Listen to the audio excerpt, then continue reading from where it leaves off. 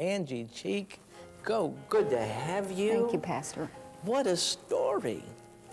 And this, I mean, you were on our broadcast earlier, I think it was last year, wasn't it, early in the year? And we said we were going to feature this story because it's a creative miracle. It's a creative miracle. What did your doctor say? I brought the papers today. As you know, and from seeing the story, that the pouch was actually removed, so I didn't have a stomach. I mean, that's a given, but this is the paper from that. When I went back for the follow-up and for the ultrasound through the doctor, I actually had the same technician that I'd had prior to. So the same technician, so she was familiar with your body. She was, but she didn't remember me. So I had just had breakfast when I went in, and when she did the ultrasound, she did the scan of my liver, my stomach, pancreas, the spleen, my kidneys, all of which were so terribly damaged. And when she was doing the scan, I said, "Do you see my stomach?" She said, "My gosh, yes, I see your stomach. What did you eat for breakfast?" And I said, "You know, fruit and granola." I said, "Can you see it?" She said, "Well, of course I see it." And she said, "Why?" I said, "Well, I know I have it. I just need you to see it. Do you see it?" She said, "Yeah, it's right there." And at the same time, when I got the report back after the ultrasound, I was so excited, and you can only see so much on one of those screens. Right. But when I got the report back, I had been diagnosed with advanced liver disease and had so much scarring on my kidneys because of the failure. My abdomen, my stomach, my liver, my pancreas, my spleen, my kidneys all came back absolutely 100% normal.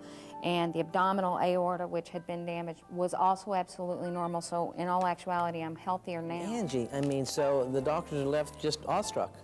Absolutely. They can't describe it other than... Well, they don't really want to see me because they can't explain it. Exactly. So I'm pretty much out from under a doctor's care other than an ongoing visit with an oncologist just as a maintenance tool. So. Wow, and now, so you had a whole new stomach created, but in spite of that, you had liver disease, what else? I'd had kidney failure repeatedly, failure. and so there was so much scar tissue that my kidneys were just shot. Pancreas was damaged, the liver was completely damaged in June and July. You had a whole internal overhaul. Overhaul, recreation, absolutely. There's no scar tissue. I mean, there is nothing showed up. So. A creative miracle by God. Those of you watching right now that are in need of, you know, maybe something far less than a creative organ, hey, let your faith rise to the top right now. And those of you waiting for heart transplants, kidney transplants, any kind of transplant, let's believe right now that God can grow you a kidney, grow you. Let's believe it. He made you and every organ in you. Why can't He grow one for you too? This has had to change some of the dynamics of your life. I mean, what's some things that have changed?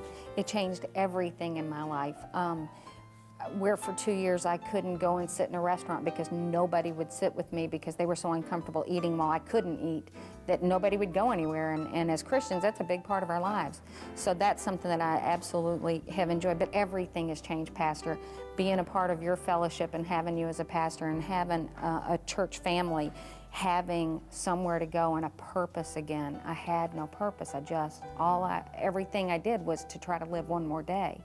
And joy unspeakable. So everything has changed, not one single facet, but every facet of my life. Well, and how about the emotions? I mean, does that affect you emotionally? Of course, absolutely. I mean, I'm not afraid every single night praying, God, let me live one more night. Wow. I have an assurance, and I know that unless so He calls me out of here. So you were living on the edge of death, really. I mean, absolutely. You were, every day. On a daily basis, just trying to live long enough. Just stretch it out as far as I could go. As far as I could go, and I was at the end of my rope. Little did I know that night that I was at the end in so many ways, physically, and all you did was come mentally. to a service. I mean, I shouldn't say all that you did, but you know, people, oftentimes you think, well, he's just trying to get me into a meeting, or they're trying to get me to a church, or they're... Listen to me.